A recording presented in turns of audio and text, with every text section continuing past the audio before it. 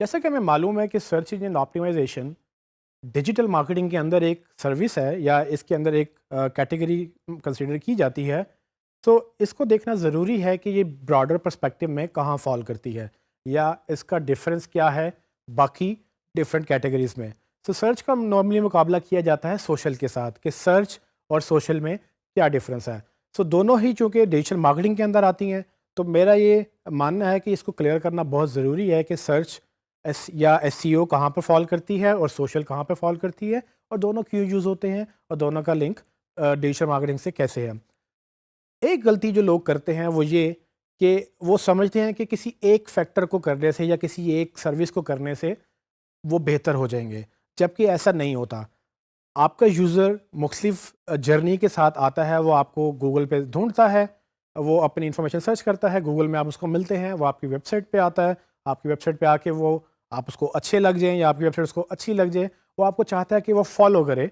वो फॉलो कहाँ करना चाहता है कि बजाय इसके कि वो हर बार आपको गूगल में ढूंढे, अब वो चाहता है कि आपका जो कंटेंट है वो उसको खुद मिलना शुरू हो जाए। तो वो देखता है कि आप कौन कौन से सोशल मीडिया प्लेटफॉर्म पे हैं या कौन कौन से सोशल मीडिया प्लेटफॉर्म वो खुद यूज़ करता है। तो फॉर एग्जांपल मैं अगर एक डॉक्टर को मैं मुझे दर्द है और मैं डॉक्टर सर्च करता हूँ, तो मुझे डॉक्टर की वेबसाइट मिल जाती है। अब मुझे वो डॉक्टर 5-6 वेबसाइट देखने के बाद मुझे एक वेबसाइट अच्छी लगी, मुझे वो डॉक्टर अच्छा लगा, उसकी सब चीज़ें पसंद आई। अब मैं चाहूँगा कि उसको मैं सेव कर लूँ, लेकिन मैं फिर ये भी चाहूँगा कि मैं उसको फॉलो भी करूँ। तो मैं उसकी डॉक्टर की वेबसाइट से मैं कोशिश करूँगा कि उसके चैनल्स देखूँ कि वो कहाँ-कहाँ पर एग्ज़िस्ट करते हैं। फॉर एग्ज़ाम्पल वो फ़ेसबुक पे हो सकते हैं, वो ट्विटर पे हो सकते हैं और यूट्यूब पे हो सकते हैं।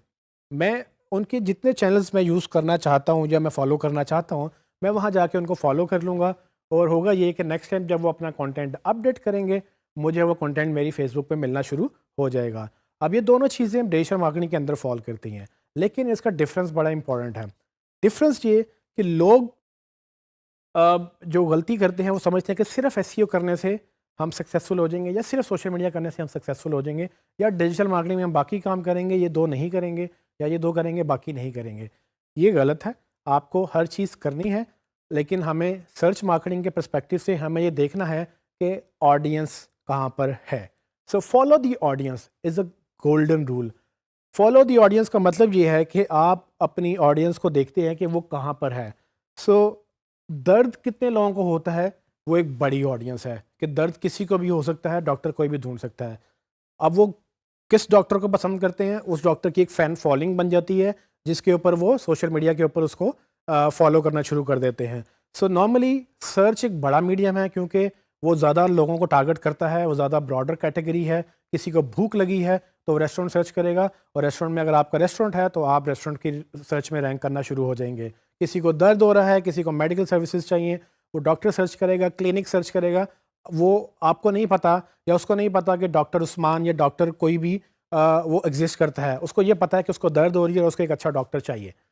वो जब आपको देख लेगा तब वो आपसे मायूस होकर वो आपसे चाहेगा कि आपको फॉलो करे, तब आपकी सोशल मीडिया एक्टिव होती है। तो हमें ये देखना है कि ये बड़ी ऑडियंस को हमने नहीं छोड़ना।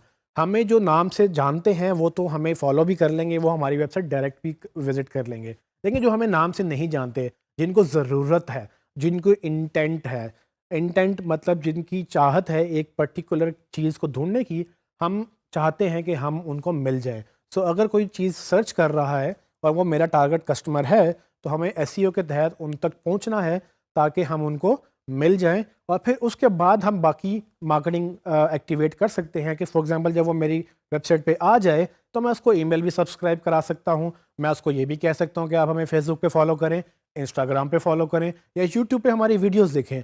लेकिन ये तब पॉसिबल है जब एक्चुअली मुझे कोई यूज़र ढूंढ लेगा। जो मुझे जानता है वो तो डायरेक्ट आ जाएगा और वो शायद फॉलो भी कर लेगा, लेकिन जो नहीं जानता वो एक बड़ी ऑडियंस है। हमें सर्च ये मौका प्रोवाइड करती है कि जब कोई सर्च करता है हमें उसकी इंटेंट समझ आ जाती है कि ये क्या ढूंढ रहा है, और अगर ये हमारी टारगेट ऑडियंस है तो हमें एसईओ के तहत उन लोगों के लिए रैंक करना है खुद को, और उनके लिए हमें अवेलेबल होना है।